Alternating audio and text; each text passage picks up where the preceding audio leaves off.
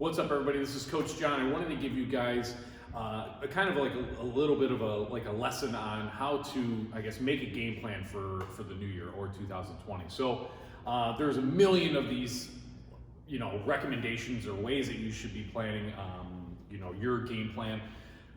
But you need to figure out one that works best for you.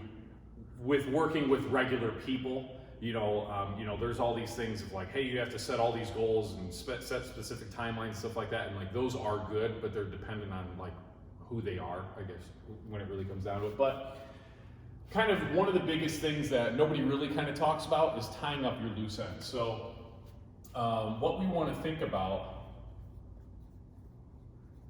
and what I mean by loose ends is like, look, for example, everyone has some part of their house that's a disaster, okay? Where, like, say for me, my dresser in my room has all the clothes that, you wore, but they're not really dirty, but you put them on there anyways, and you save them for later, but you don't really want to put them back in with the clothes, so you just make a pile, and then all of, like, your receipts and all the paperwork or mail that you don't want to throw away, and you kind of just make it all, and it ends up just being clutter, and that creates anxiety even though you don't realize it. But there's things that everyone has kind of a list like, oh, hey, I needed to clean up the basement. Hey, I want to go take all the decorations down. Your first like 1-2 weeks of the new year should be focused on tying up your loose ends, because if you don't actually set the time to do them, you won't. So starting this, a clean slate, going through your house, you say your desk at work is completely crazy. Cleaning all that off, setting up so you're starting on, say, a clean slate. That is a huge thing that people don't really do, and those things just kind of keep going and going and going. Then from here, what you need to do is reevaluate.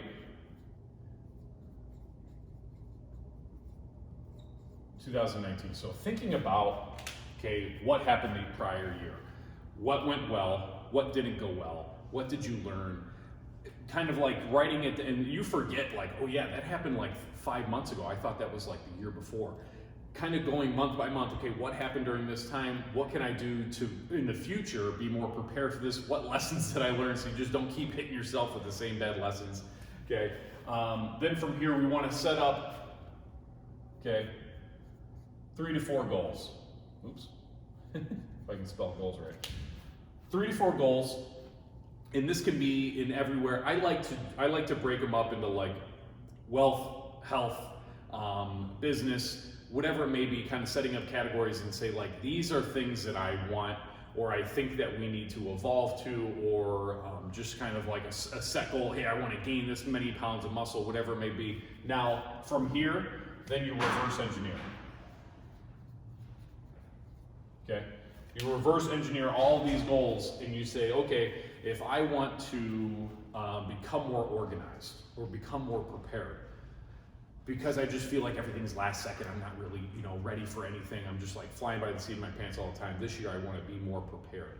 Okay, you want to take that goal and say, okay, reverse engineer. What do I need to do? What habits do I need to have to actually be more prepared? Okay, well, maybe I set up a journal and I write down every day what exactly I need to do minute by minute, every single week. I'm going to plan out my week. This is what I'm going to do on these days.